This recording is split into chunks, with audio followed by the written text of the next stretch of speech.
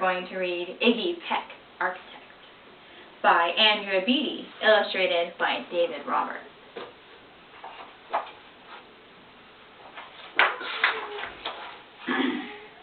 Young Iggy Peck is an architect, and has been since he was 2, when he built a great tower in only 1 hour, with nothing but diapers and glue.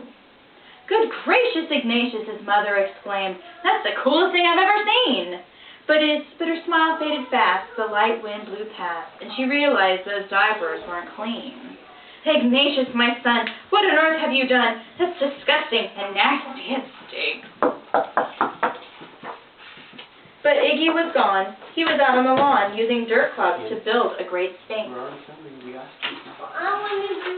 When Iggy was 3, his parents could see his unusual passion would stay.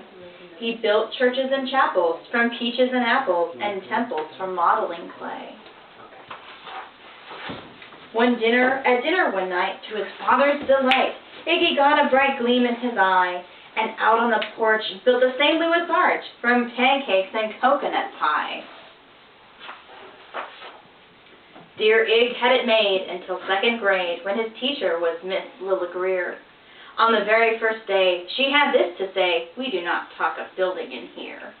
Gothic or Romanesque, I couldn't care less about buildings ancient or new," she said in her lecture about architecture, that it had no place in grade 2.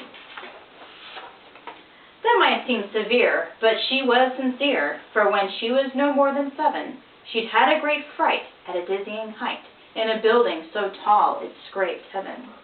On an architect's tour of 95th floor, young Lilla got lost from the group. She was found 2 days later in a stock elevator, eating cheese with a French circus troupe. After that day, it's quite safe to say, she thought all building lovers were nuts. As a teacher, she thought that above all one ought to avoid them, no ifs, ands, or buts. As you might guess, it would cause Iggy stress to hear such terrible talk. But he didn't hear. He sat in the rear while building a castle of chalk. "You, Iggy Peck, your desk is a wreck. Tear down that castle right now.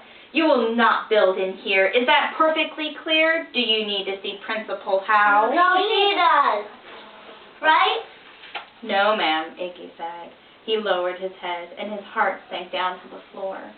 With no chance to build, his interest was killed. Now 2nd grade was a bore.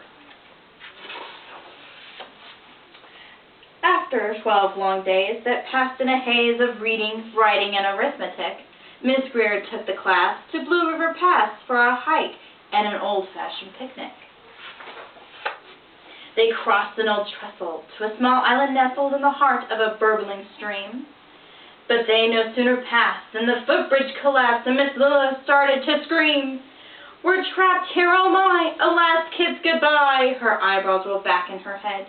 She dropped to the ground with a vague, groaning sound, luckily fainted, not dead.